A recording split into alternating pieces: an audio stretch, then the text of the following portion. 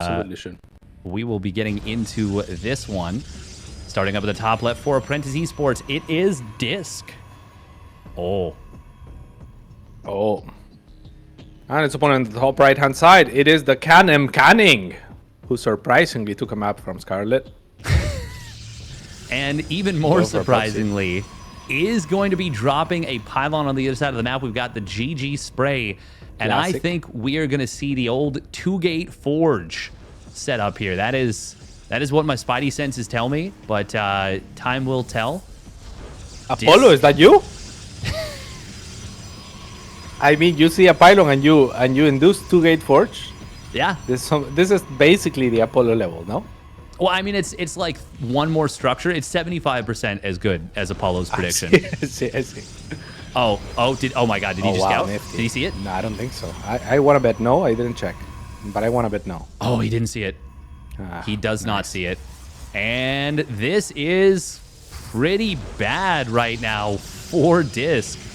We're going to have a cannon starting up. He has not started a zealot yet. This is not just about the cannons. It's about the zealots, too. That's how this works. That's how they get you. That's how they get you. Okay, nice wall right here. Well, actually, I guess it's MCanning walling his opponent in, technically.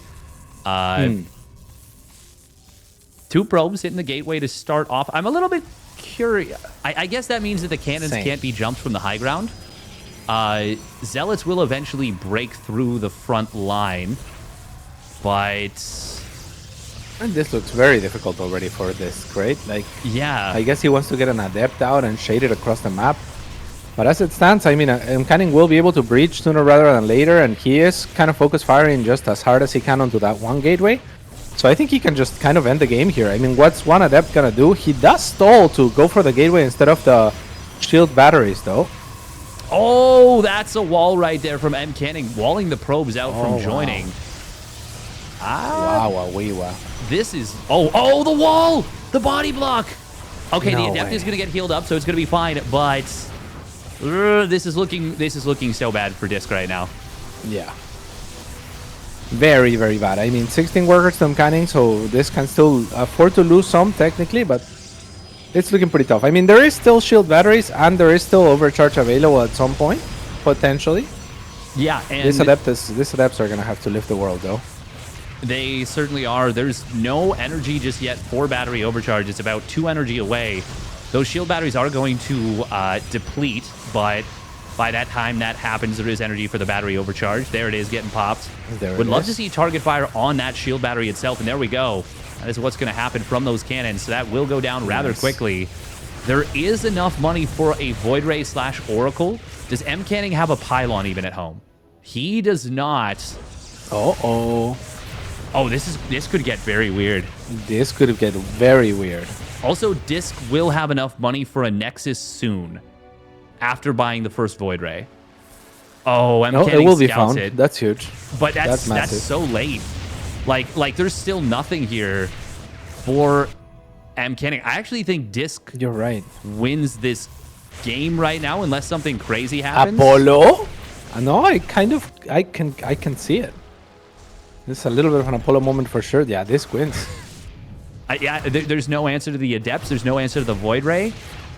There's no money. MCanning GG's out. Wow.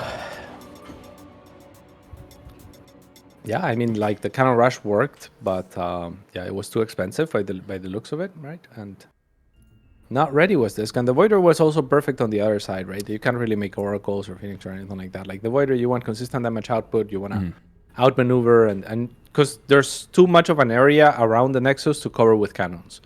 There aren't 1 or even 2 perfectly placed cannons that can just cover the whole area of the Nexus, and the Void Ray can't find an angle to, put damage onto it. So cannons are not the way. You need stalkers at that point, and like you mentioned, he was so far away from anything like that. Yes. Yeah, that's a rough one for the Can Man. Because it went unscouted for a while. It picked up a lot of momentum, but DisK just stayed calm, got enough money to get out that Void Ray, and just its simple existence. We didn't even need to see it do anything more.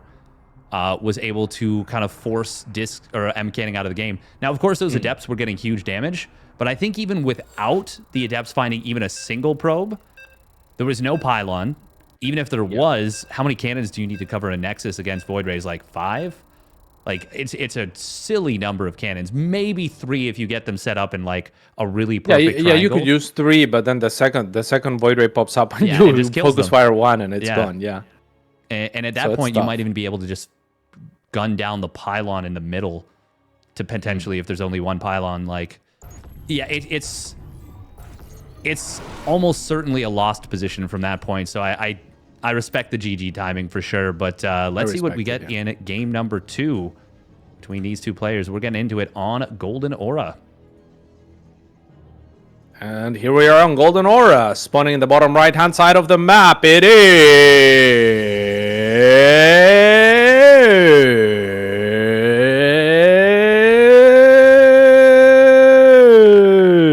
DisK. I did the baseball thing. You did. You did the Bugs Bunny pitch right there, where it moved in like slow motion. That was good. I was really spawning trying up to the top left is confuse MCanning. Oh, see, wow, okay. Mapu, That's no what catch. happens. I see. When Yeah, you go the Mapu other dropped the direction, ball. You literally blast dropped the past ball. them. Yeah. Instead of holding the phone, he dropped the ball. Yeah. That was a beautiful combination right there. That was a 1-2. Yeah. Yeah. We were the the pitchers or the? Yeah, we were the pitchers. Yeah. We were the pitchers. We did a great job on that one. Yeah. Yeah. Got him. Yeah, in this case, this is more like us faking out our own catcher as opposed to like the enemy batter. Like he just drops the ball, and we're like, got him. The umpire's like, why are there 2 of you out there? You can't do this. This is breaking every rule of baseball. Yeah, that was a wild pitch. Mapu says in our private chat. He agrees. He uses it. Yep. Yeah, more normal game though. Yes, much more normal, and that's why we can goof around in the early game a little bit.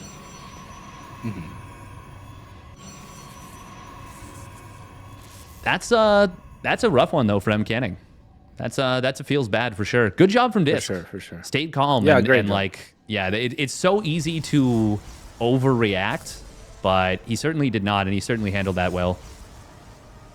Yeah, from a position of like having to give up certain situations and I'm kind of making so much good progress, like DisK reacted really well. Like he knew how to get out of it, right? Like he was in a tough position, but he knew how to get out of it, how to give himself a chance and make it difficult for his opponents.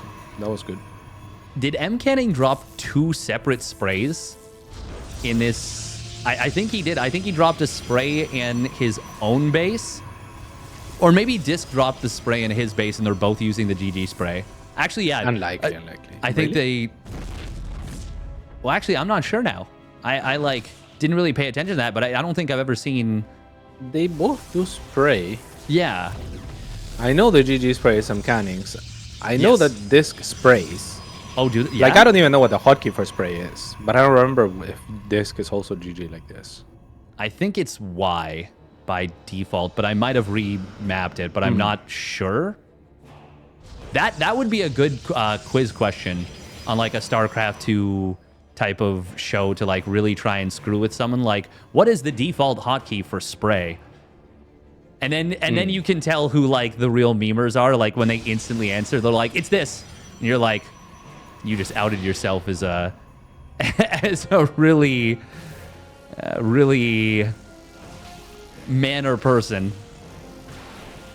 Very much so. It's a lot of sentries here again. I mean, this is kind of like standard PvP at this point. Yeah, oh man, I mean, that's 4 sentries is a lot, but it is becoming the new standard. We're starting to see a lot of players utilize pushes with these early sentries, these early heavy sentry counts. And it's really neat to see. And yeah, there we go. We got Mapu highlighting it already. Very quick robotics facility. And, 1 or 2 immortals plus a warp prism can be a really strong push on a third base. Absolutely. 2 adepts already moving across for MCanning. So trying to be sneaky as he can be as well, right? Staying out of the vision of the potential hallucinations and whatnot through the middle. Gotta appreciate that. They'll arrive at an angle here, maybe be able to even get inside the main. There's no probe there holding the choke. But the army is there and paying attention, so mirrors the movement. Adepts still choose to shade in. I'm not sure about that. Oh. 2 probes is not amazing for 2 Adepts. That's a pretty quick and solid cleanup there from DisK. I think you're going to be happy about that as the blue Protoss. Yeah, absolutely. Blink is almost finished now. Immortal on the way for MCanning. So he is also, yeah, just doing okay. I mean, it's not ideal, I think, to lose the 2 Adepts for just the 2 probes that early on, but at least he got something for his troubles. And yeah, on the other side, I mean, Blink is going to be faster, so map control will likely go to DisK. He's going to be able to take his third faster with that, whereas MCanning will be building a more competent army over time. Oh, that's cute. Hallucinating an Immortal right here, just trying to bridge the gap. We do see another... Is that another 2 Adepts getting taken down? Yeah, it is. This time for no value whatsoever. DisK has got a lot going his way, to say the very least. MCanning, I mean, his third base is quite a bit later, as you already pointed out. He's going to be way behind on that Blink. In fact, he's going for charge. Oh. Okay, yeah, I just skirmishing the army, realizing, yeah, I don't really want to tussle with this. Even just 2 Immortals is a little too much for that to handle, but this double Adept could find some big damage in the natural. Are they spotted right now by MCanning, though? I think they might be. If not before, then now, surely. As the shades are going to be accounted for. Still, only 3 Stalkers to account for the 2 Adepts. It's not too bad. It's a fine trade. And DisK also depowers 2 gateways on the high ground there as the Immortal tries to mirror the Stalker movement, but it is too weak to engage on its own. And now, I mean, DisK is just getting way too much out of this. Yeah, this is a really good find here from DisK, and he is actually going to blink forward in on top of this Immortal. That was a little bit bold. The force fields will really cause some havoc, and that started out great for DisK. He will be able to recall out and saves the last 4 Stalkers. Honestly, actually, considering that he did save 4 of the 7 Stalkers, it's actually still, I would say, very good for DisK. I would say so. Yeah, I don't think that was bad at all. If he I loses think that was like great, 3 or 4 fact, yeah. more, yeah, then it's different. But for sure, that was a very successful little attack from DisK, and MCanning is going to have trouble dealing with a DisK that it took a really fast 4th base. Yeah, and DisK is gonna go into the natural now. Got to be careful not to get too much cornered, right? But on the other side, he appreciates and uses the opportunity to get a couple of Adepts into the 3rd middle line. Only 1 probe, I think, was killed, and now with sentries and force fields, MCanning is trying to make something happen, but instead ends up losing one of his Immortals as DisK will retreat. And yeah, all in all, okay for DisK. Not amazing, obviously, but not the worst thing. DisK does pick off 2 of the Immortals. It came at a hefty cost, but when you're on the verge of kind of knocking your opponent out and they're relying on those Immortals for the defensive setup, losing those is a big deal. Even though that might have looked a little bit expensive for DisK, because his economy is going to be better off of this quicker 4th base, even though the worker counts are pretty similar, I think MCanning, with the charge finishing up, or pardon me, with DisK with the charge finishing up, this is going to be really tough to deal with over the next little bit. Now, DisK is actually looking like he doesn't necessarily want to attack. No repower on these gateways just yet, and that is a big problem, but MCanning, I mean, he's still able to spend his money. He's building so many extra gateways. He can just repower those gateways, and that would help a lot. That would be helpful indeed. As yeah, this continues to try to expand, as does MCanning. MCanning has done a wonderful job of keeping up and catching up in the workers department, in the economic department, and also playing a different enough composition that I think a lot of the advantages of this aren't as heartfelt as they otherwise would be, right? Like, because the compositions are different enough that they're kind of like their win conditions in some sense are also a little bit different. And yeah, that's not the worst. This is a playable state for MCanning, I would say. It certainly is. But where things are going to be difficult is keeping up with his opponent's macro. And DisK now has a 5th Nexus done, and he started a 6th at the gold. while MCanning has just secured his 4th base. Now, Golden Aura is a really strong defensive map, and MCanning is, you know, on a second forge, is continuing to tech up actually both of them going for DTs here. But what I'm really worried about is just, yeah, the ability to continue to scale with his opponent's production.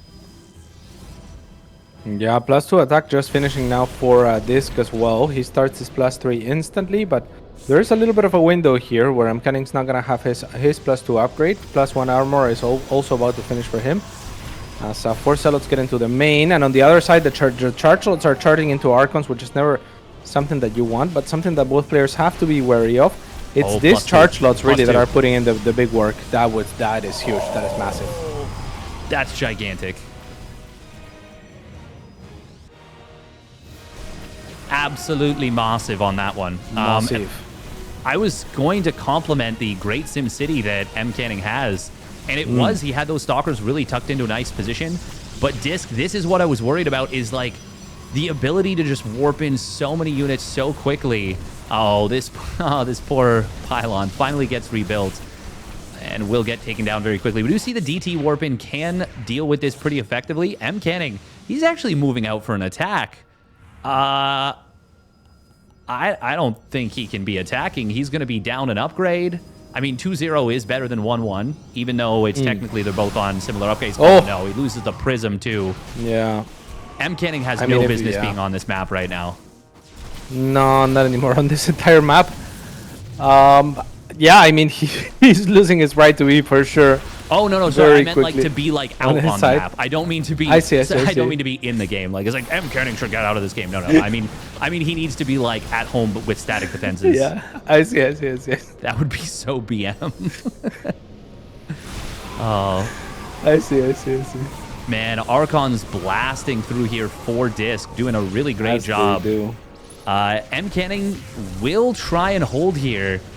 Of course, I mean, this is his tournament life on the line. He's 0-2 and he's down 0-1 in the series. If he loses this map, he is out. But DisK just has such a great economy and has just been able to pile on the aggression. And of course, that upgrade lead helping a lot too. We are going to see maybe enough Zealots to actually flood these Archons. Yeah, for sure. Good job from This is a hold on MCanning. this side, yeah.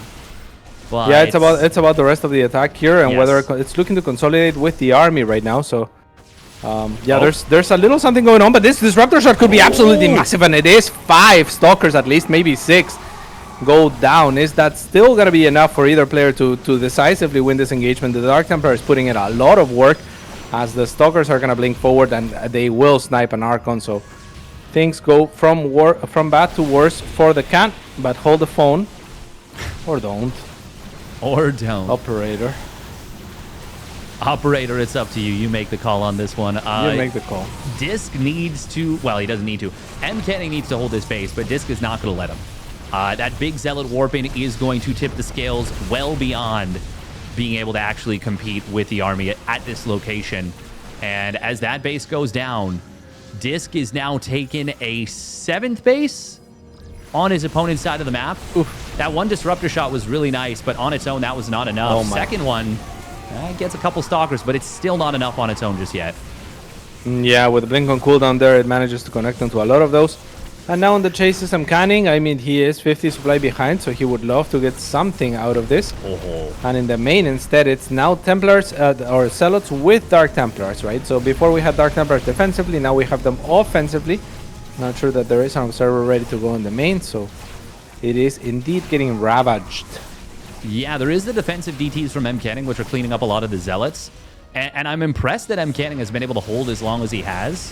He's doing a good job, but it just feels like an inevitability that DisK is going to eventually just bleed him dry. And there it is. DisK will take the 2-0, and he will move on to the... Well, I guess tomorrow. He's going to compete for the against somebody who is at 1-2. Unfortunately, we will wave goodbye to MCanning as he waves his flag back, his American flag. But